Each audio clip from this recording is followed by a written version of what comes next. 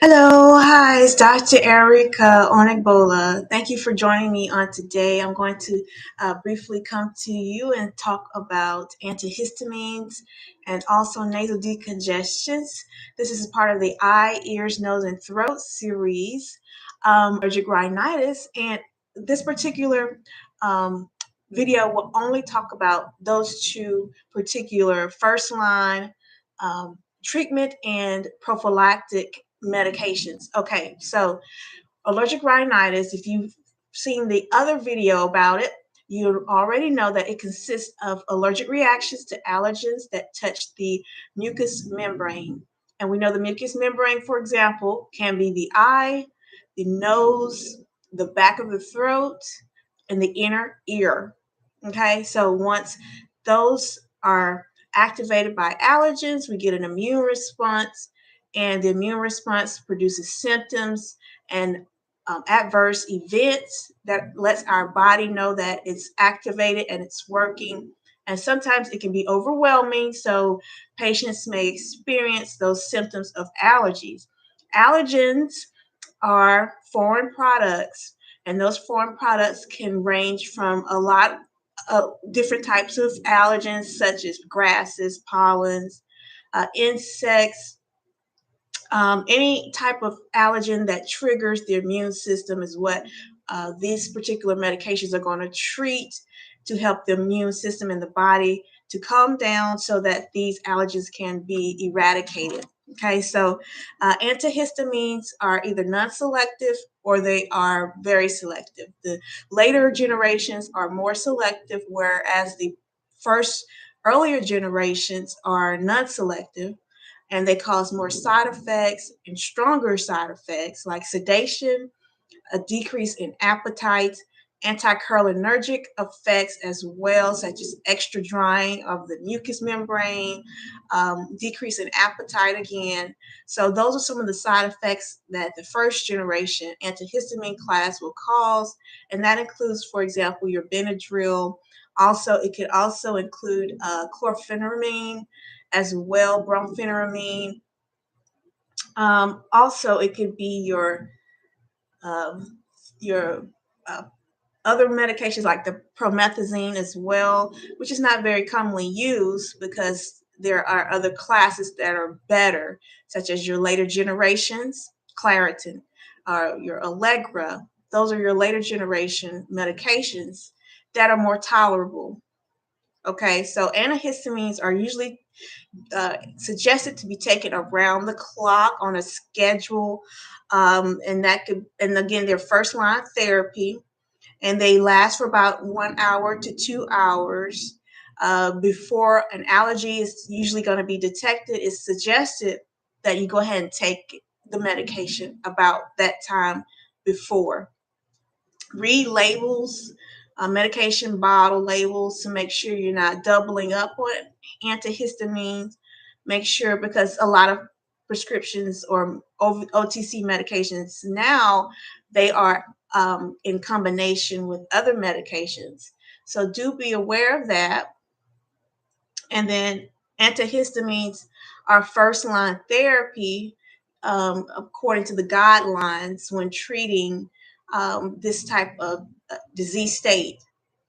Okay, they're usually relatively inexpensive, coming from over the counter. They can be stronger with prescription medications, but usually doctors will recommend over the counter use first to be sure that the medication, well, if an emergency state, there may be prescription.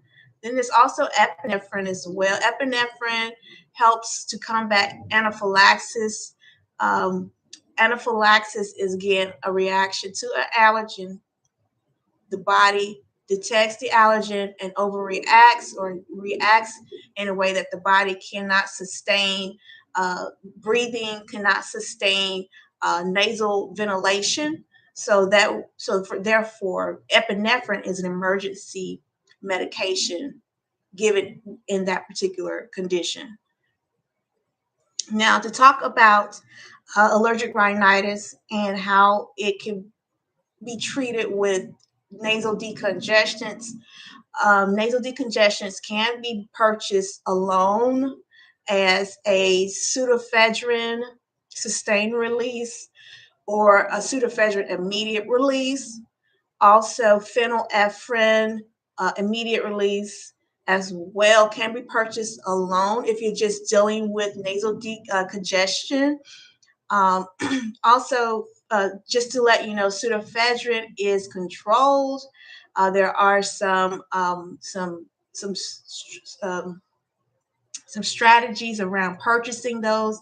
So you have to present your request to the pharmacist to purchase pseudoephedrine products before actually purchasing them and using them.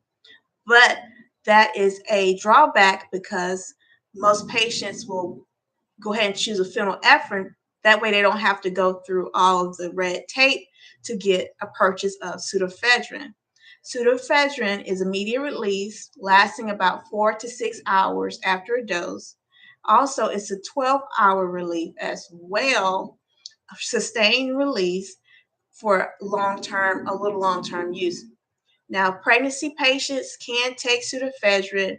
It's recommended that they only take the immediate release form, 4 to 6 hour relief form, to be sure that there are no adverse effects. Also, the phenylephrine can also be used as well in those particular populations.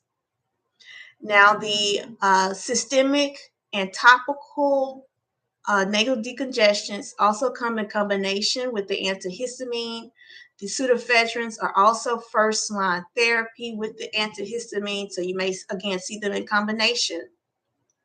Vasoconstriction to increase ventilation is how the decongestants work. What they're going to do is constrict those blood vessels along the nasal passages to help with breathing and help reduce inflammation and redness along the nasal passages so that breathing can continue, ventilation can continue. Okay, the topical pseudoephedrine and the topical phenylephrine, again, the side effects are going to be burning, stinging, sneezing, dryness, a rebound congestion after about 3 to 5 days of use. So it's recommended to take a medication holiday. So that means you use the medication for about 5 days, stop using it, and then continue on after a few days to get more relief. Otherwise, the rebound effect will continue. Take medication holiday as preferred. Okay.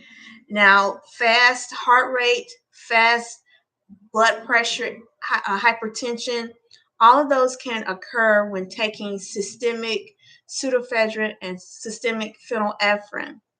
Okay. Increased stroke risk, especially with high dosing, can occur. Stroke risk. And also CNS stimulation can also occur when patients are taking pseudoephedrine or phenylephrine at higher dosing. Okay. Now, topical phenylephrine or nasal decongestants, and another decongestant class or subcategory are topicals, and those come in nasal sprays. What I just talked about is going to be your phenylephrine and your pseudoephedrine that are oral systemic.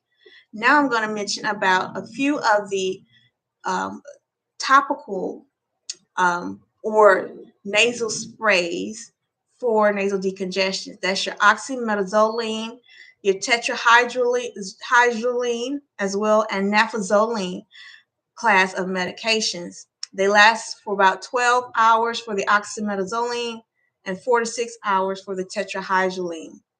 Okay, now these medications can be found as nasal decongestion sprays, solutions, or liquids. And again, it's suggested to be taken for 3 to 5 days only. And then the patient should consider a medication holiday. After the medication holiday, the patient can continue on for another 3 to 5 days. So that is the information that I have for this particular video. I have been a pharmacist for close to 10 years. And so being a pharmacist for close to 10 years, a lot of here in the South of US, a lot of patients come in asking for pseudoephedrine products or phenylephrine, whether it's good to take in a certain population or not. There are, like I said, a lot of strategies and a lot of policies in place for purchase because of its abuse potential, which is the uh, methamphetamine um, abuse or dependence that goes on.